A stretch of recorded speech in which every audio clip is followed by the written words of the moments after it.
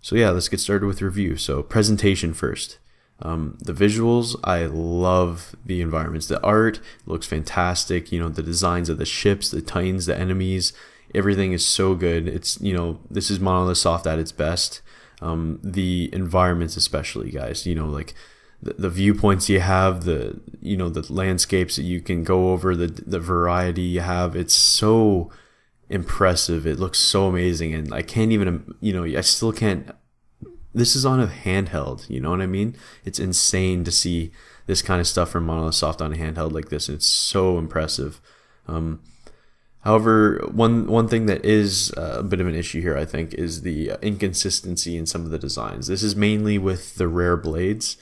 You'll see some blades are made from different artists, and it's a little jarring to see like one blade look completely different than the other, like a whole different like animation style or something like that, or an animate style. It's kind of weird that they kind of kept it like that, but that really isn't too big of a part in the game, because the part that you actually do pay attention to is it's all modeled, so you don't really notice much of a difference there anyway. So but yeah, the anime look that they have here, that's different than the past Xenoblade games. I think it's great. The main cast looks fantastic with it. I think the faces are significantly better than the past Xenoblade games, and I feel like this might have been the best option for them to do it without having the same sort of uncanny valley kind of creepy looking faces that the other Xenoblade games had. Again, I didn't really care that the other ones had, that the other games looked like that, but I think this one definitely is the best of the three, at least for the faces. In docked, the game looks great. My issue with the game, though, is when it is in portable, there is a significant resolution drop. I guess it is the dynamic resolution, and sometimes the resolution really drops low. And, it's really not an issue for me. I'm really not a resolution snob. I'm not like one of those Digital Foundry sheep or whatever. But, it did affect me in some way here, and this is notable. Because, for example, I wanted to go to brand new areas when I had in the full resolution and full performance when it is docked. I wanted to have the best experience for that and anything story related. So whenever I had portable, I would just do side quests in existing locales, or I would do, I played Tiger or something like that. So it's, that is a negative to take note of. It is very, it's kind of crazy that the resolution drops that much, and I hope that Monolith Soft does address it. But another issue it does have is frame rate at certain spots. Frame rate for the most part is pretty much solid. I think it's like a solid 30 kind of going through. You don't really see it too often, but there are some spots like in Gormott and stuff like that, when you go into like a heavily populated village or something like that, where you'll see it really start to chug. And how I'm seeing it, it seems like the game loads whenever you go to a different location. It, at the first time it starts to load in all of the textures, everything like that. But it seems like over time, the more different locations you go to, the more taxing it is on the system. So say, for example, you fast travel to Gormott directly. That's the first thing you go into as soon as you open up the game.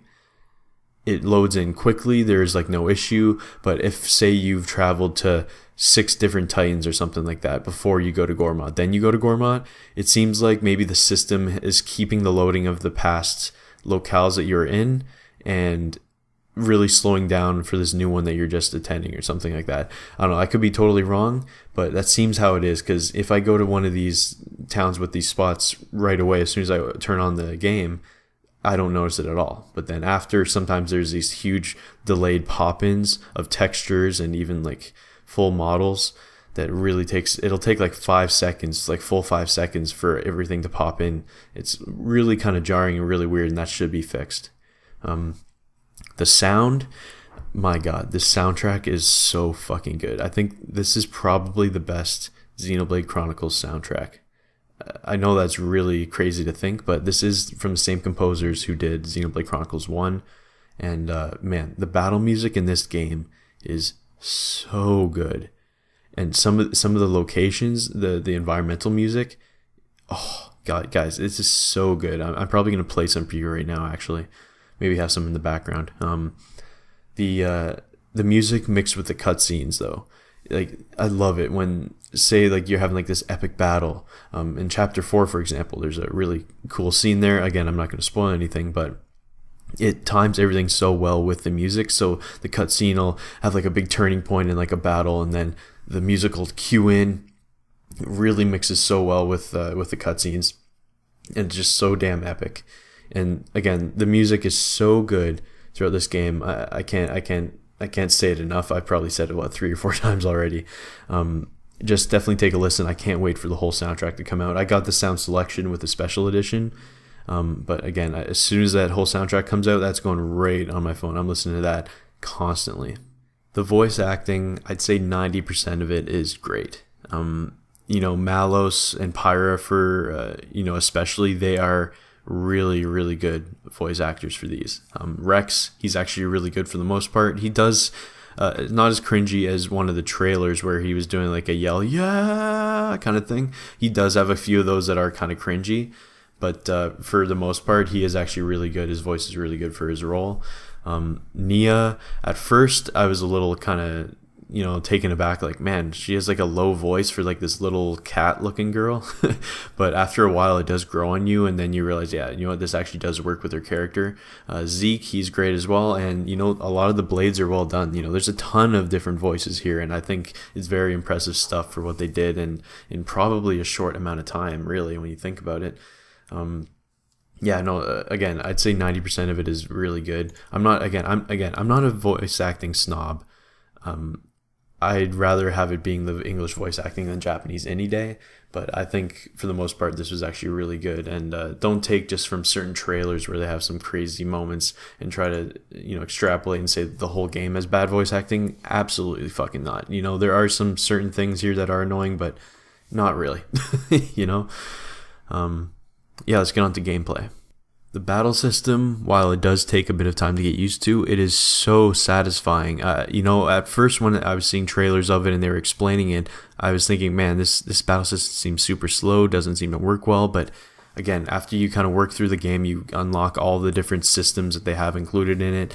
This battle system is probably the best Xenoblade Chronicles battle system so far. I really, really liked it. So it's the best part about the whole thing is the whole flow of how it progresses through every battle. So as it progresses, it really works well. The incorporation of the break, topple, launch, and smash mechanic is so satisfying when you pull those off. But then when you layer that with the elemental damages or the timing of your button attacks or your positioning, you mix your auto attacks, you use your different affinities, you use your different aux cores and all that kind of stuff to really layer onto this battle system of, the typical auto attacks at every certain interval. If you have a third auto attack in the combo, then you hit the special ability button at right the exact same time to cancel that, get that damage in, but then also use a special attack. But then you chain that with someone else's, and then by that time that they're finished doing their move, you chain something else. The whole thing flows incredibly well once you get the battle system down. So, how I found I was kind of going through the battle system after, especially when you move in through the game, I'd say past maybe 20 hours, you're kind of playing through the battle system almost just to beat the enemies as quickly as possible, kind of a thing. So the better you are at the battle system, the faster the battles go, and the faster the battles go, the more satisfying it is, because you realize that, hey, I could be auto attacking this guy for 30 minutes, for 10 minutes or something like that, but I'd have to be healing myself constantly over and over again. Or I can chain all these together, then do a chain attack at the end, kill this guy when he has half his life left. I don't know, it's super satisfying to go through here, and the flow is what really makes this battle system work. Whereas the other games, you could see they were kind of hinting at a flow kind of thing like that, but this one really takes it to the end here, and it really worked well. Not easy though. For this is clear that this here is for people that have played JRPGs before. It's not easy, and something that is a big negative is they don't allow you to review those battle the battle training techniques and anything like that. They give you the tutorial, and then they pretty much say, okay, there you go, do it. There's no way to go back and review the tutorials, which is just a stupid mistake. Why would they not include that? It's like, seriously, like their producer or whatever isn't actually looking over the game and thinking, yeah, we should probably give them an option to review all these again. it doesn't make any sense. You know, they have these informants throughout some of the towns and stuff that allow you to review certain systems throughout the game, but it's not really the battle system tutorials. You know, I had to go on the internet and look up some of these things that I forgot about.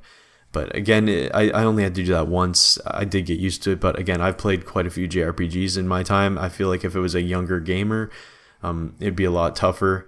But you know, the more you put into it, the more you get out of it, kind of a thing. So that's fun.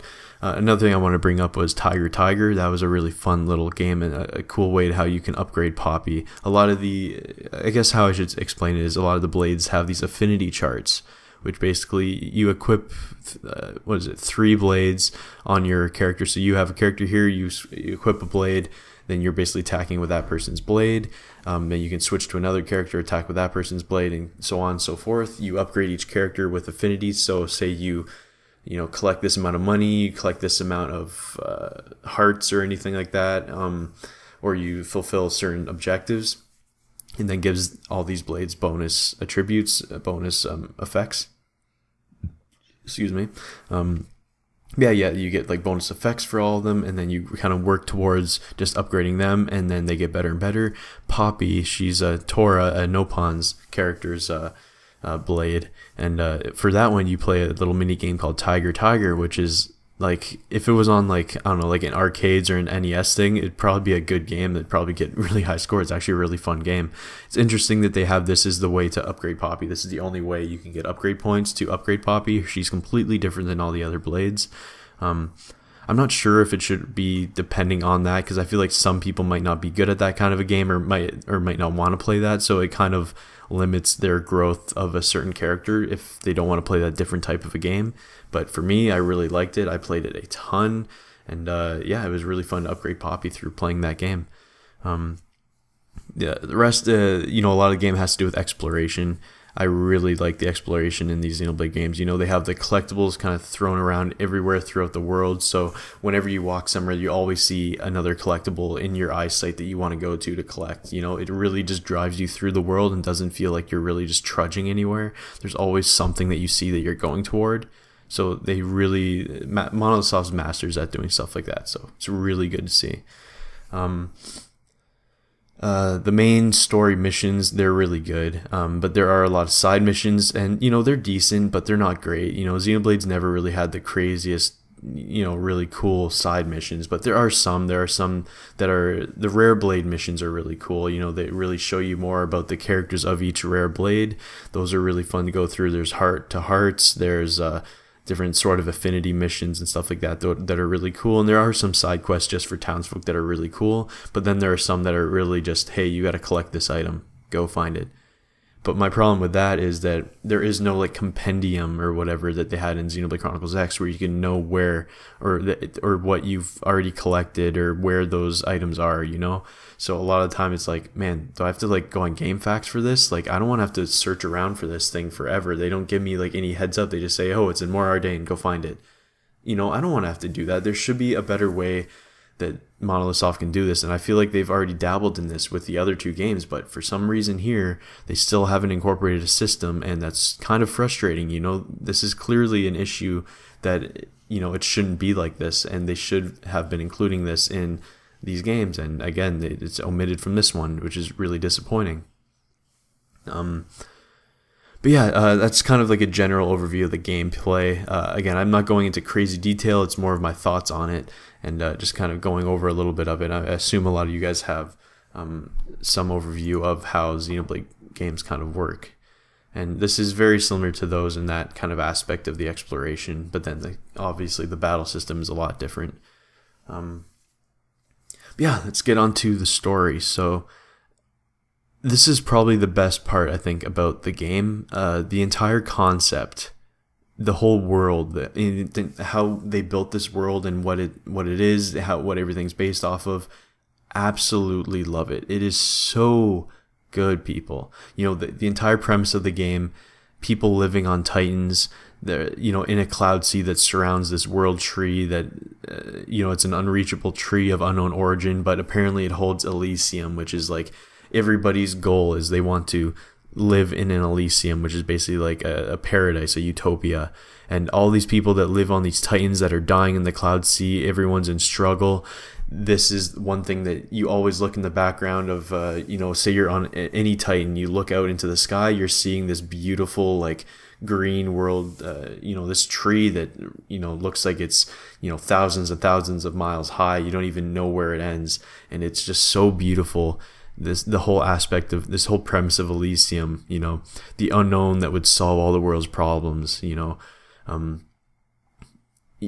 they incorporate these story elements of like the Aegis of like, this is like the key to our freedom, this ultra being, and having that main goal to latch to. It's so great to see that there's always Elysium standing there behind you. And it's such a cool premise for a game here. I really, really loved it. I didn't think they'd be able to match up with the first Xenoblade of how cool it was that everyone was just living on these two massive titans. This is right up there, people. I had no idea it would be this engrossing. I absolutely loved this concept. The characters, they're fantastic.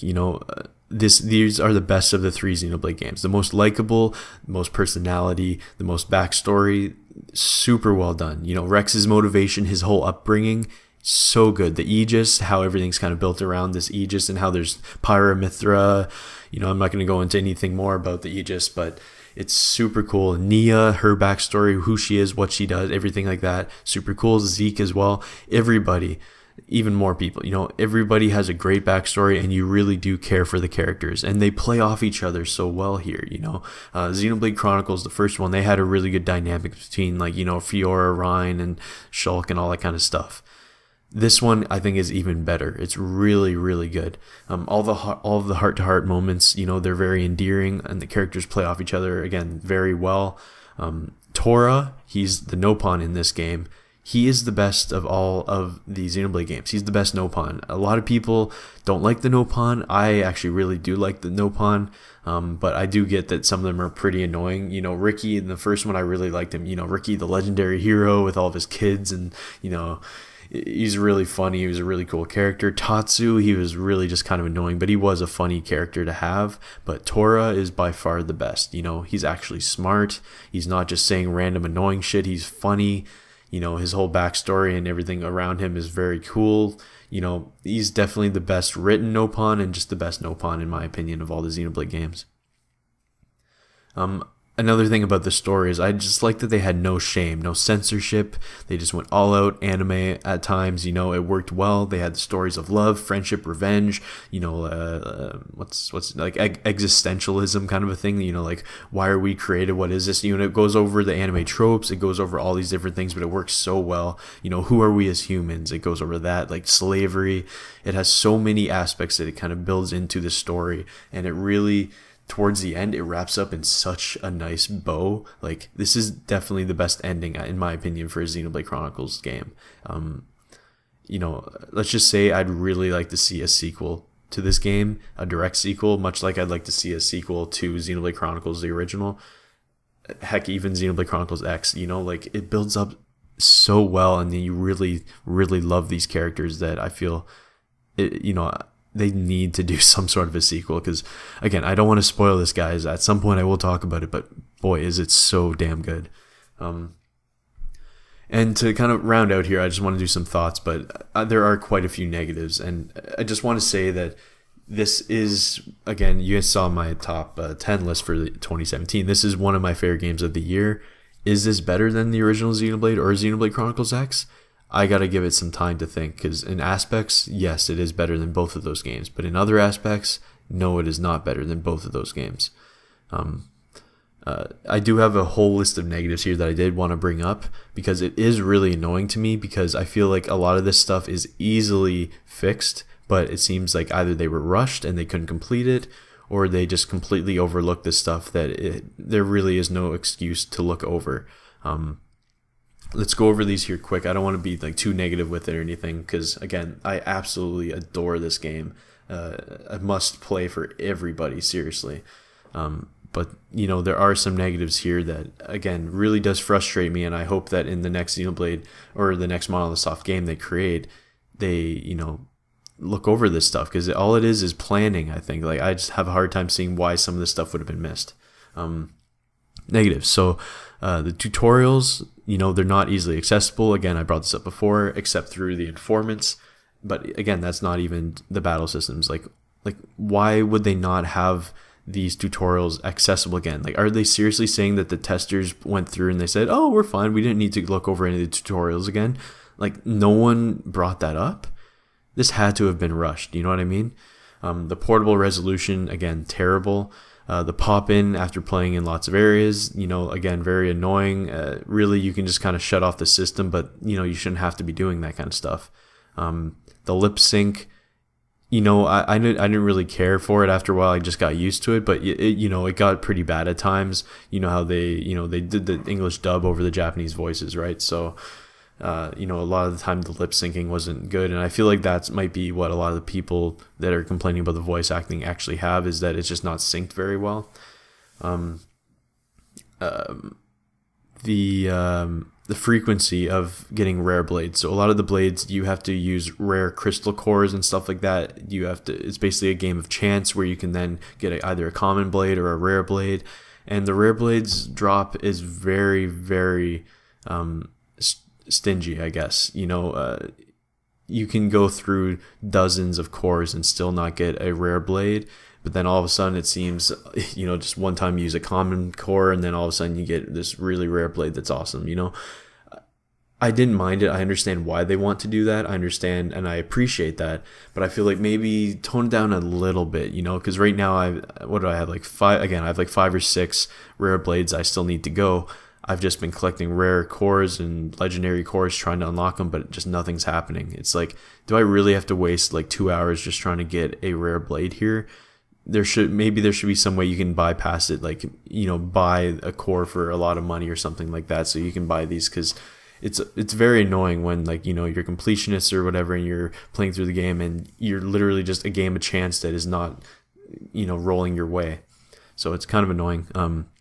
Some of the menus are pretty terrible. When they first released the game, they had the map system where basically there was no actual map. It was just a skip travel map, which was really...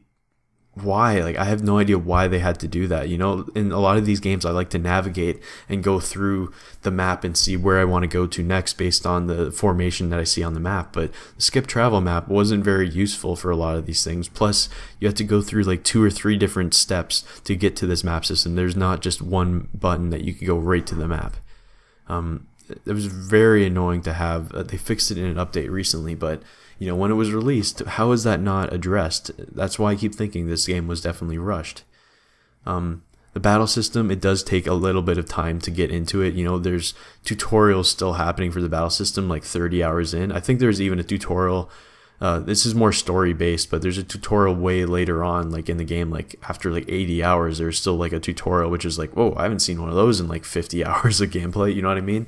It's story based, so that's not really an issue, but the battle system does take a bit of time to get going. And during that time, when you don't have all the systems in place, some of the battles can drag on a little bit there. And that is a negative to have there for the first, maybe 10 hours of the game or something like that. The voices during the battles, they are, I'm sure you guys have seen the memes and stuff where it's like, you can't take me, don't forget me, all that kind of stuff. There's a lot of voices going on in the battles. Every special attack you do, there's a voice that narrates around it. That does help you when you're playing the game, because you know what other move your allies are doing, so then you can time your moves correctly. But there is an option to remove and to lower the voices, which is, thank God they actually thought about that. If they didn't, that'd be stupid. Like, why not give all the options you can, But the option didn't seem to work only for that specific thing. It seemed like if I turned down the voices that were narrating the battles, it would also turn down the voices for like cutscenes or something like that, which was really frustrating. Like, just give us all the customization we need that we want. You know what I mean? Like, that's probably not a tough thing to program. So that's one other thing. I wish they did have a compendium. Again, I brought that up before, so you can actually track the items. So when, say, you're doing side quests, you know exactly where you can find this item or the certain area that you can find it. In all, the small details that could have been easily addressed. All these things here, like they don't really take away from the game too much or anything like that, but they are small details that I feel like could be easily addressed that they just didn't do.